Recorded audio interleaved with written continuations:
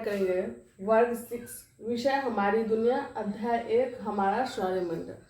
हम लोग को जानना है सौरमंडल के बारे में। सौरमंडल क्या है, सबसे पहले इस चीज को हम लोग जानते हैं। तो सौरमंडल आप देख रहे हैं बोर्ड पे एक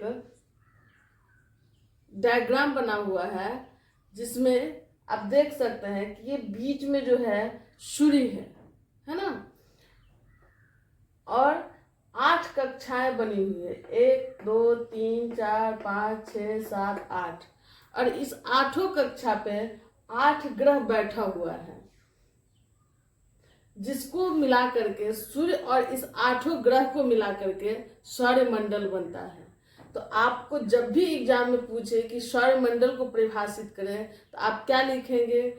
सूर्य और उसके परिवार के 8 ग्रह को मिला करके सौरमंडल बनता है, या सौरमंडल कहते हैं। सूर्य और उनके 8 ग्रह को सौरमंडल के नाम से हम लोग जानते हैं। इसी के बारे में आज हम लोग को जानना है। सबसे पहले जान लेते हैं सूर्य के बारे में। सूर्य जो है वो पृथ्वी से कई गुना बड़ा है। आप एक राई, सरसों का जो दाना होता है, उस आकार में मान लीजिए पृथ्वी है, और क्रिकेट का बॉल जो होता है जिससे बच्चे क्रिकेट खेलते हैं, बॉल के आकार का सूर्य है। तो आप समझ सकते हैं राई के दाना और बॉल का जो बॉल होता है, बॉल का जो आकार होता है, तो इसमें कितना अंतर होता है। तो इसी प्रकार कुछ अंतर है पृथ्वी और सूर्य के आकार में, कि सूर्य स्थिर है।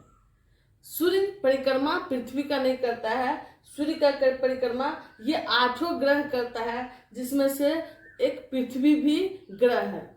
अब आगे हम लोग जानते हैं सूर्य से दूरी के हिसाब से कुल ग्रहों की क्रम क्या है, इसे जानते हैं।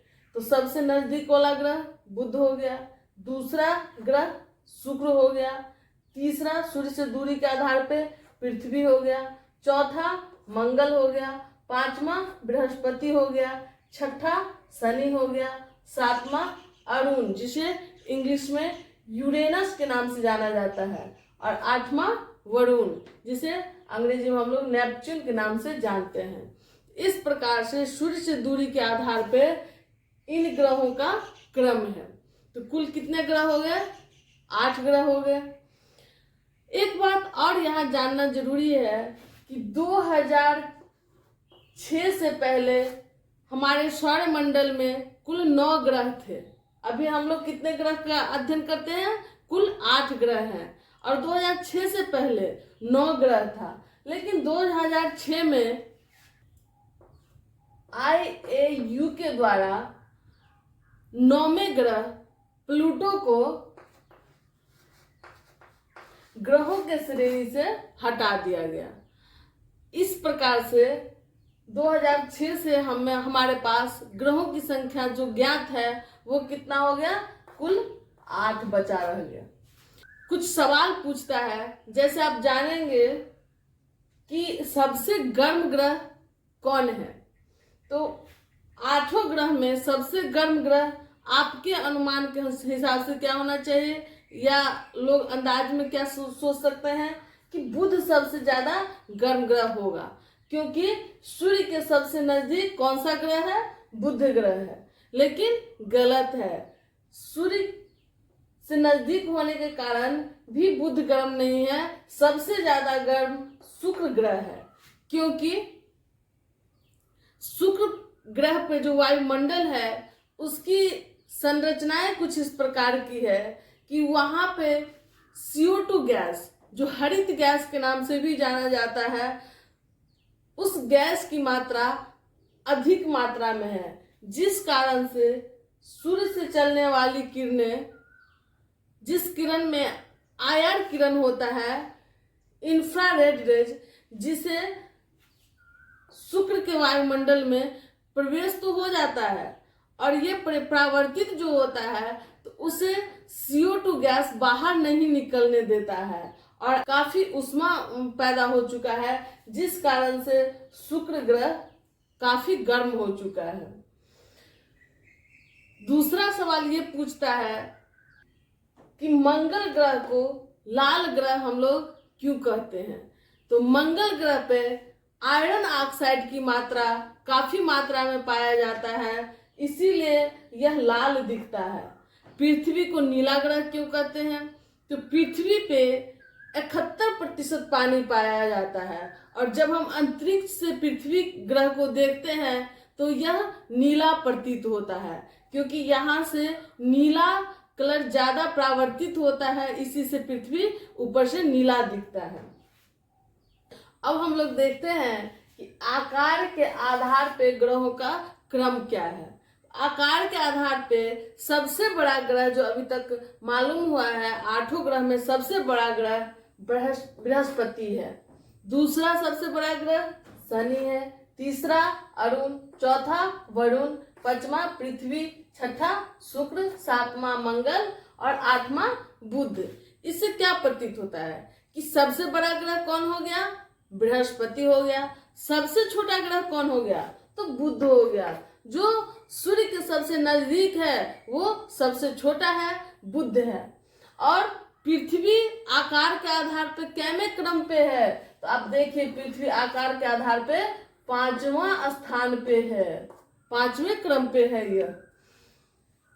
अब कुछ ग्रह जो है स्थलीय है, उसकी जो सतह है ग्रह की वो मिट्टी, चट्टान, पठार, पहाड़ से बना हुआ है। और कुछ ग्रह है जो गैस से बना हुआ है, सिर्फ वो गैसों का गोला है। तो हम लोग देखते हैं कि कौन सा ग्रह पे स्थल है और कौन सा ग्रह गैसीय है।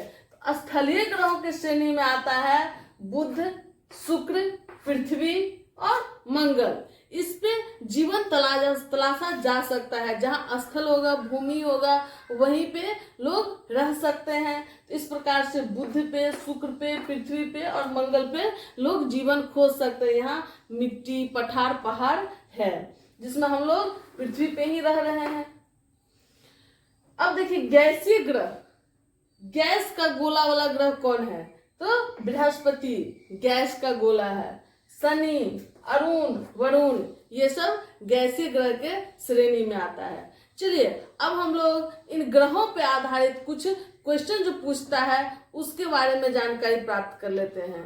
सबसे चमकीला ग्रह पूछा जाता है कि हमारे सौरमंडल का सबसे चमकीला ग्रह कौन है, तो सबसे चमकीला ग्रह शुक्र है।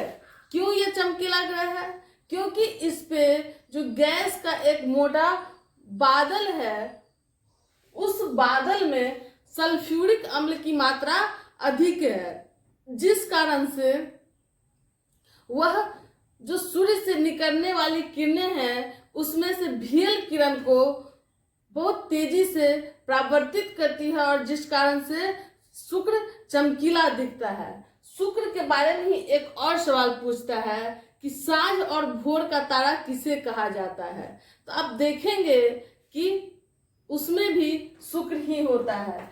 आप सूर्योदय, सुबह में सूर्योदय से पूर्व आप देखेंगे तो पूरब की दिशा में एक तारा के आकार में काफी चमकीला दिखता है। वो तारा नहीं, वो ग्रह होता है, जिसे शुक्र ग्रह के नाम से हम लोग जानते हैं। इसी प्रकार से जैसे ही सूर्यास्त होता है तो शाम के समय में सबसे पहले एक बड़ा स्टार तारा दिखता है जो काफी चमकीला होता है, वो शुक्र ग्रह ही होता है। तो इसीलिए इसे सांझ और भोर का तारा के नाम से भी हम लोग जानते हैं। एक अगला सवाल पूछता है कि पृथ्वी की बहन किसे कहा जाता है, पृथ्वी का जुड़वा किसे कहा जाता है। तो पृथ्वी का जुड़वा कहा जाता है शुक्र को ही, क्योंकि शुक्र का जो द्रव्यमान और आकार है वो लगभग पृथ्वी के जैसा ही है, इसलिए इन दोनों को ट्विन्स कहा जाता है, जुड़वा कहा जाता है। जुड़वा बहिन के नाम से भी इसे जाना जाता है, पृथ्वी और शुक्र को। इस प्रकार से हम लोग ग्रह के बारे में जानकारी लिए। आगे इसी अध्याय का कुछ टॉपिक जो है, जैसे तारा के बारे में जानकारी हम लोग अगले वीडियो में लेंगे।